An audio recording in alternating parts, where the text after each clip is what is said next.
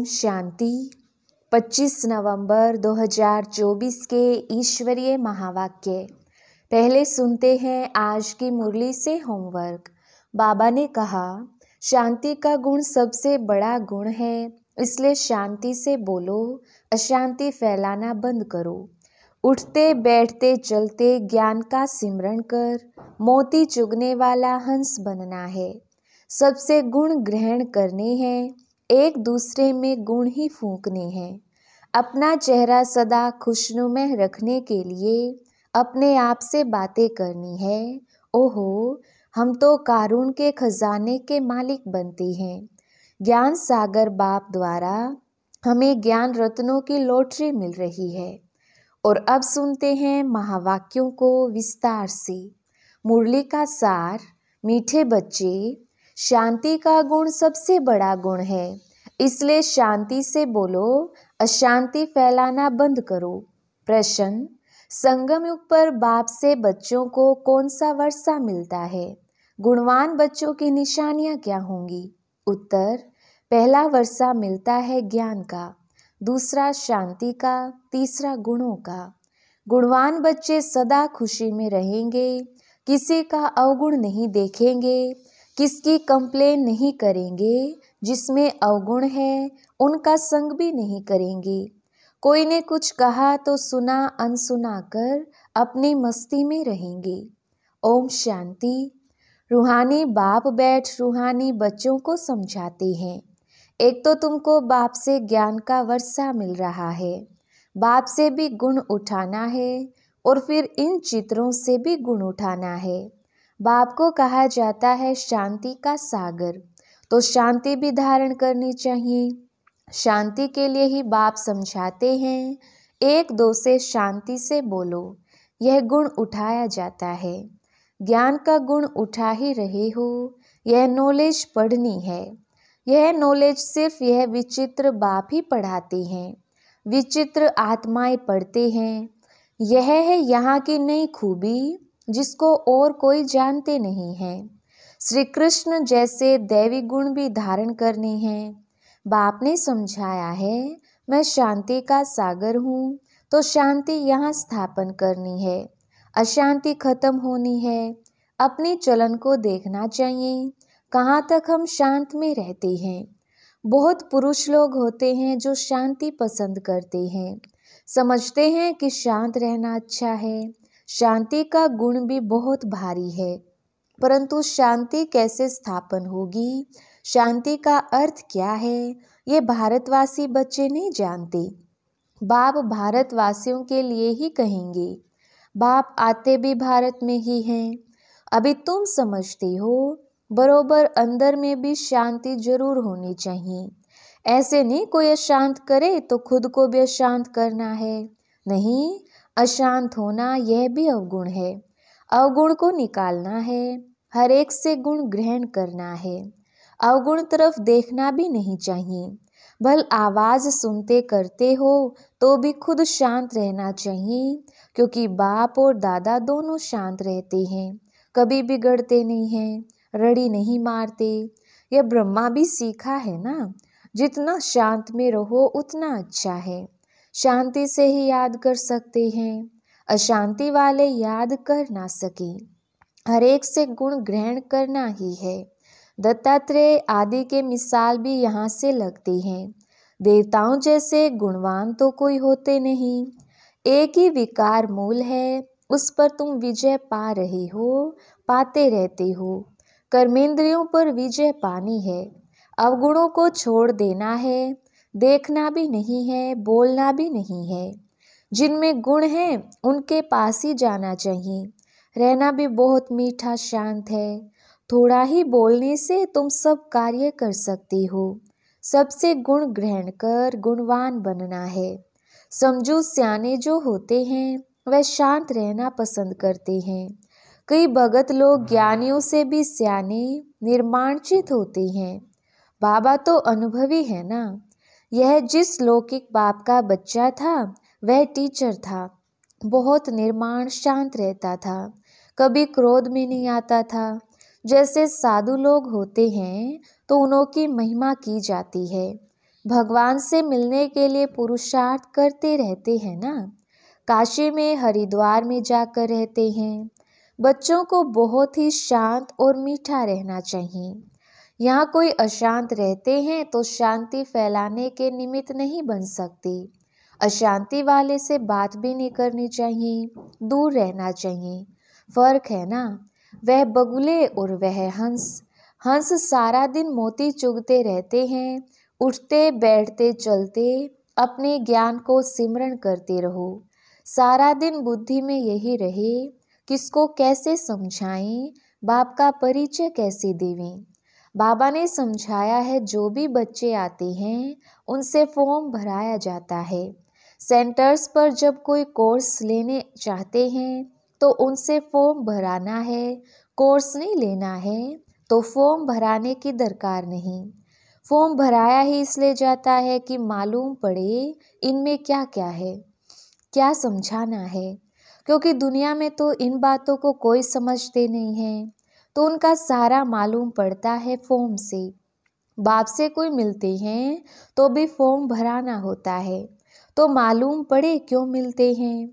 कोई भी आते हैं तो उनको हद और बेहद के बाप का परिचय देना है, क्योंकि तुमको बेहद के बाप ने आकर अपना परिचय दिया है, तो तुम फिर औरों को परिचय देते हो। उनका नाम है शिव बाबा। शिव परमात्माय नमः कहते हैं ना। वह कृष्ण को देवताय नमः कहेंगे, शिव को कहेंगे शिव परमात्माय नमः। बाप कहते हैं, मुझे याद करो तो तुम्हारे पाप कट जाएं। मुक्ति, जीवन मुक्ति का वर्षा पाने के लिए पवित्र आत्मा जरूर बनना पड़े। वह है ही पवित्र दुनिया, जिसको सतो प्रधान दुनिया कहा जाता है। वहाँ जाना है तो बाप कहते हैं, मुझे याद करो। यह तो बहुत सहज है। कोई से भी फॉर्म भराकर फिर तुम कोर्स देते हो। एक दिन भराओ, फिर समझाओ, फिर फॉर्म भराओ तो मालूम पड़ेगा हमने उनको समझाया, वह याद रहा व नहीं। तुम देखेंगे 2 दिन के फॉर्म में फर्क जरूर होगा। झट तुमको मालूम पड़ जाएगा क्या समझा है, हमारे समझाने पर कुछ विचार किया है व नहीं। यह फॉर्म सबके पास होने चाहिए। बाबा मुरली में डायरेक्शन देते हैं तो बड़े बड़े सेंटर्स को तो झट एक्ट में लाना चाहिए। फॉर्म रखना है, नहीं तो मालूम कैसे पड़े। खुद भी फील करेंगे, कल क्या लिखा था, आज क्या लिखता हूँ। फॉर्म तो बहुत ज़रूरी है। अलग अलग छपावें तो भी हर्जा नहीं, या तो एक जगह छपाकर सब तरफ भेज देवें। यह है दूसरों का कल्याण करना। तुम बच्चे यहाँ आए हो देवी देवता बनने। देवता अक्षर बहुत ऊंच है। दैवी गुण धारण करने वाले को देवता कहा जाता है। अभी तुम दैवी गुण धारण कर रहे हो, तो जहाँ प्रदर्शनी व म्यूजियम होते हैं वहाँ यह फॉर्म बहुत होने चाहिए, तो मालूम पड़े कैसी अवस्था है। समझकर फिर समझाना पड़े। बच्चों को तो सदैव गुण ही वर्णन करने हैं, अवगुण कभी नहीं। तुम गुणवान बनते हो ना। जिनमें बहुत गुण होंगे वह दूसरों में भी गुण फूंक सकेंगे। अवगुण वाले कभी गुण फूंक ना सके। बच्चे जानते हैं समय कोई बहुत नहीं रहा है, पुरुषार्थ बहुत करना है। बाप ने समझाया है, तुम रोज मुसाफरी करते हो, यात्रा करते रहते हो। यह जो गायन है अति इंद्रिय सुख, गोप गोपियों से पूछो, यह पिछाड़ी की बात है। अभी तो नंबरवार हैं। कोई तो अंदर में खुशी के गीत गाते रहते हैं। ओहो, परमपिता परमात्मा हमको मिला है, उनसे हम वर्षा लेते हैं। उनके पास कोई कंप्लेन हो ना सके। कोई ने कुछ कहा तो भी सुना अनसुना कर अपनी मस्ती में मस्त रहना चाहिए। कोई भी बीमारी व दुख आदि है तो तुम सिर्फ याद में रहो। यह हिसाब किताब अभी ही चुकतू करना है, फिर तो तुम 21 जन्म फूल बनते हो, वहाँ दुख की बात ही नहीं होगी। गाया जाता है खुशी जैसी खुराक नहीं, फिर सुस्ती आदि सब उड़ जाती है। इसमें तो यह है सच्ची खुशी, वह है झूठी। धन मिला, जीवन मिला तो खुश होंगे, ये है बेहद की बात। तुमको तो अथाह खुशी में रहना चाहिए। जानते हो हम 21 जन्मों के लिए सदा सुखी रहेंगे। इसी स्मृति में रहो हम क्या बनते हैं। बाबा कहने से ही दुख दूर हो जाने चाहिए। ये तो 21 जन्मों की खुशी है। अब बाकी थोड़े दिन हैं, हम जाते हैं अपने सुख धाम, फिर और कुछ भी याद ना रहे। यह बाबा अपना अनुभव सुनाते हैं। कितने समाचार आते हैं, खिटखिट चलती है। बाबा को कोई बात का दुख थोड़ी होता है। सुना, अच्छा यह भावी, यह तो कुछ भी नहीं है। हम तो कारून के खजाने वाले बनते हैं। अपने से बात करने से खुशी होती है। बड़ा शांत में रहते हैं। उनका चेहरा भी बहुत खुशनुमा रहेगा। स्कॉलरशिप आदि मिलती है तो चेहरा कितना हर्षित रहता है। तुम भी पुरुषार्थ कर रहे हो इन लक्ष्मी नारायण जैसा हर्षित मुख होने के लिए। इनमें तो ज्ञान नहीं है।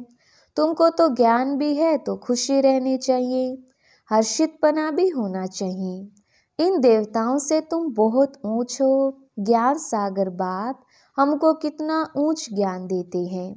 अविनाशी ज्ञान रत्नों की लॉटरी मिल रही है तो कितना खुश रहना चाहिए। यह तुम्हारा जन्म हीरे जैसा गाया जाता है। नॉलेजफुल बाप को ही कहा जाता है, इन देवताओं को नहीं कहा जाता। तुम ब्राह्मण ही नॉलेजफुल हो तो तुमको नॉलेज की खुशी रहती है। एक तो बाप मिलने की खुशी होती है, सिवाय तुम्हारे किसको खुशी हो ना सकी। भक्ति मार्ग में हड्डी सुख नहीं रहता है। भक्ति मार्ग का है आर्टिफिशियल अल्पकाल का सुख। उनका तो नाम ही है स्वर्ग, सुख धाम, हेवन। वहाँ अपार सुख, यहाँ अपार दुख। अभी बच्चों को मालूम पड़ता है रावण राज्य में हम कितना छीछी बने हैं। आहिस्ते आहिस्ते नीचे उतरते आए हैं। यह है ही विषय सागर। अब बाप इस विष के सागर से निकाल तुमको क्षीर सागर में ले जाते हैं। बच्चों को यहाँ मीठा बहुत लगता है, फिर भूल जाने से क्या अवस्था हो जाती है। बाप कितना खुशी का पारा चढ़ाते हैं। इस ज्ञान अमृत का ही गायन है। ज्ञान अमृत का गिलास पीते रहना है। यहाँ तुमको बहुत अच्छा नशा चढ़ता है, फिर बाहर जाने से वह नशा कम हो जाता है। बाबा खुद फील करते हैं। यहाँ बच्चों को अच्छी फीलिंग आती है। हम अपने घर जाते हैं। हम बाबा की श्रीमत पर राजधानी स्थापन कर रहे हैं। हम बड़े वॉरियर्स हैं। यह सब बुद्धि में नॉलेज है जिससे तुम इतना पद पाते हो। पढ़ाते देखो कौन है, बेहद का बाप एकदम बदला देते हैं। तो बच्चों को दिल में कितनी नाखुशी होनी चाहिए। ये भी दिल में आना चाहिए कि औरों को भी खुशी देवें। रावण का है श्राप और बाप का मिलता है वर्षा। रावण के श्राप से तुम कितने दुखी अशांत बने हो। बहुत गोप भी हैं जिनकी दिल होती है सर्विस करें, परंतु कलश माताओं को मिलता है। शक्ति दल है ना, वंदे मातरम गाया जाता है, साथ में वंदे पितरम तो है ही, परंतु नाम माताओं का है। पहले लक्ष्मी फिर नारायण, पहले सीता पीछे राम। यहाँ पहले मेल का नाम फिर स्त्री का लिखते हैं। यह भी खेल है ना। बाप समझाते तो सब कुछ है। भक्ति मार्ग का राज भी समझाते हैं। भक्ति में क्या क्या होता है, जब तक ज्ञान नहीं तो पता थोड़ी पड़ता है। अभी तुम सबका करैक्टर्स सुधरता है। तुम्हारा दैवी करैक्टर बन रहा है। 5 विकारों से आसुरी करैक्टर हो जाता है। कितनी चेंज होती है, तो चेंज में आना चाहिए ना। शरीर छूट जाए फिर थोड़ी चेंज हो सकेगी। बाप में ताकत है, कितने में चेंज लाते हैं। कई बच्चे अपने अनुभव सुनाते हैं, हम बहुत कामी शराबी थे, हमारे में बड़ी चेंज हुई है। अभी हम बहुत प्रेम से रहते हैं, प्रेम के आंसू भी आ जाते हैं। बाप समझाते तो बहुत हैं, परंतु ये सब बातें भूल जाती हैं। नहीं तो खुशी का पारा चढ़ा रहे। हम बहुतों का कल्याण करें। मनुष्य बहुत दुखी हैं, उनको रास्ता बतावें। समझाने के लिए भी कितनी मेहनत करनी पड़ती है। गाली भी खानी पड़ती है। पहले से आवाज़ है, ये सबको भाई बहन बना देते हैं। अरे भाई बहन का संबंध तो अच्छा है ना, तुम आत्माएं तो भाई भाई हो, परंतु फिर भी जन्म जन्मांतर की दृष्टि जो पक्की हुई है वह टूटती नहीं है। बाबा पास तो बहुत समाचार आते हैं। बाप समझाते हैं इस छीछी दुनिया से तुम बच्चों की दिल हट जाना चाहिए, गुलगुल बनना चाहिए। कितने ज्ञान सुनकर भी भूल जाते हैं, सारा ज्ञान उड़ जाता है। काम महाशत्रु है ना। बाबा तो बहुत अनुभवी है। इस विकार के पिछाड़ी राजाओं ने अपनी राजाई गवाई है। काम बहुत खराब है। सब कहते भी हैं बाबा यह बहुत कड़ा दुश्मन है। बाप कहते हैं काम को जीतने से तुम विश्व का मालिक बनेंगे, परंतु काम विकार ऐसा कड़ा है जो प्रतिज्ञा करके फिर गिर पड़ते हैं। बहुत मुश्किल से कोई सुधरते हैं। इस समय सारी दुनिया का करैक्टर बिगड़ा हुआ है। पावन दुनिया कब थी, कैसे बनी, इन्होंने राज्य भाग्य कैसे पाया, कभी कोई बता ना सके। आगे समय आएगा तुम लोग विलायत आदि में भी जाएंगे, वह भी सुनेंगे पैराडाइज कैसे स्थापन होता है। तुम्हारी बुद्धि में ये सब बातें अच्छी रीति हैं, तो अब तुम्हें यही लात और तात रहनी चाहिए और सब बातें भूल जानी हैं। अच्छा, मीठे मीठे सिकिलदे बच्चों प्रति माता पिता बाप दादा का याद प्यार और गुड मॉर्निंग। रूहानी बाप की रूहानी बच्चों को नमस्ते। हम रूहानी बच्चों की रूहानी बाप दादा को याद प्यार, गुड मॉर्निंग और नमस्ते जी। धारणा के लिए मुख्य सार। पहला पॉइंट, उठते बैठते चलते ज्ञान का सिमरण कर मोती चुगने वाला हंस बनना है। सबसे गुण ग्रहण करने हैं, एक दूसरे में गुण ही फूकने हैं। दूसरा पॉइंट, अपना चेहरा सदा खुशनुमा रखने के लिए अपने आप से बातें करनी है। ओहो, हम तो कारून के खजाने के मालिक बनते हैं। ज्ञान सागर बाप द्वारा हमें ज्ञान रत्नों की लॉटरी मिल रही है। वरदान, अपने टाइटल की स्मृति के साथ समर्थ स्थिति बनाने वाले स्वमानधारी भव। विस्तार, संगम युग पर स्वयं बाप अपने बच्चों को श्रेष्ठ टाइटल देते हैं तो उसी रूहानी नशे में रहो। जैसा टाइटल याद आए वैसी समर्थ स्थिति बनती जाए। जैसे आपका टाइटल है स्वदर्शन चक्रधारी, तो यह स्मृति आते ही परदर्शन समाप्त हो जाए। स्वदर्शन के आगे माया का गला कट जाए। महावीर हूँ यह टाइटल याद आए तो स्थिति अचल अडोल बन जाए। तो टाइटल की स्मृति के साथ समर्थ स्थिति बनाओ, तब कहेंगे श्रेष्ठ स्वमानधारी। स्लोगन, भटकती हुई आत्माओं की चाहना पूर्ण करने के लिए परखने की शक्ति को बढ़ाओ। अच्छा, ओम शांति।